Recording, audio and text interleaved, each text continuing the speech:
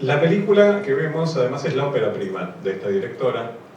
Quiero aclarar que no se relaciona en nada con la histórica batalla de Solferino que libró Napoleón III en contra de el Imperio Austrohúngaro junto a Vittorio Emanuele II. No tiene nada que ver con ese tema. Y geográficamente sí se sitúa en la Solferino número 10 de París, donde tuvo lugar la histórica sede del Partido Socialista francés. Esta es una de las vertientes desde las cuales Justine Triet elabora esta película que navega entre el documental y la ficción. Y digo que navega entre el documental y la ficción por la siguiente razón. Sin contarles obviamente detalles de la película, hay una historia inserta, una historia ficcional, muy bien desarrollada, como es costumbre por esta directora tan conocida por Anatomía de una caída, que es ficcional, y una paralela que es documental y se desarrolla el día de la segunda vuelta de las elecciones en Francia, cuando es electo François Hollande como el último presidente socialista que tuvo Francia en la etapa moderna, ¿no? Pero además está el registro de los festejos en Solferino, en el frente de la sede del Partido Socialista francés, y queda un registro también un poco documental porque precisamente después va a venir la debacle del socialismo, va a venir la venta de este edificio, que se vendió hace muy poco en 45 millones de euros, y va a ser finalmente un registro documental que también sirve como un testimonio de época para un lugar que desde François Mitterrand en adelante constituyó un símbolo fundamental para la historia de lo que significó la Francia moderna. Asimismo, ese lugar, como todos sabemos, y en su explosión, significó el surgimiento de diferentes líderes, como Mélenchon o el propio Macron, que surgieron también de las entrañas del edificio donde se festejaban estas elecciones generales de 2012 en París. Paralelamente a esto se da una historia cotidiana y sobre todo lo que me parece muy interesante y que además sintetiza un poco la mirada tan inteligente de Justine Triet es cómo se muestra la realidad mediada.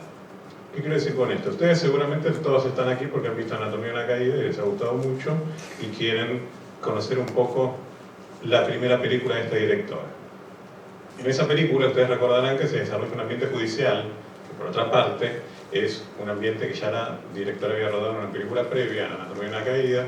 y que es un desarrollo en el cual se pone en crisis también el concepto de verdad y de realidad, y sobre todo cómo es el manejo de la opinión pública también a través de los medios de comunicación y las redes sociales cuando se va desarrollando este juicio.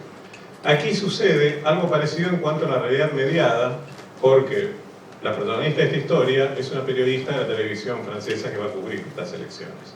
Entonces, la ficción se adentra en el campo de la realidad y se convierte finalmente como un vehículo documental de esta realidad mediada a través de una imagen televisiva que finalmente no existe y es una construcción también ficcional.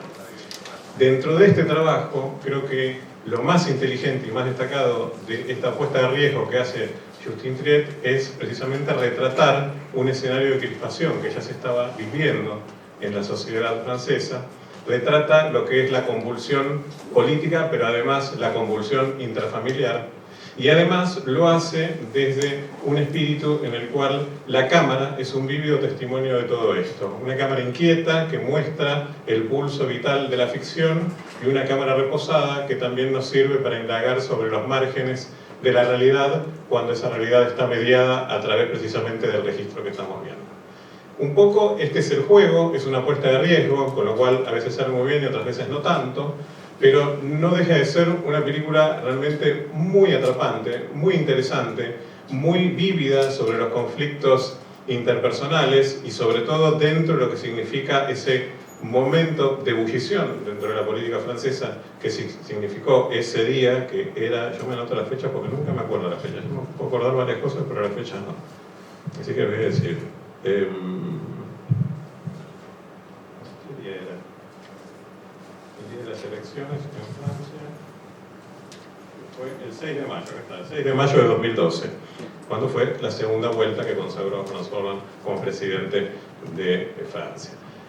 El registro es documental, el registro es ficcional, el registro está trabajado desde un guión donde ustedes van a encontrar a un nombre que es habitual también en el trabajo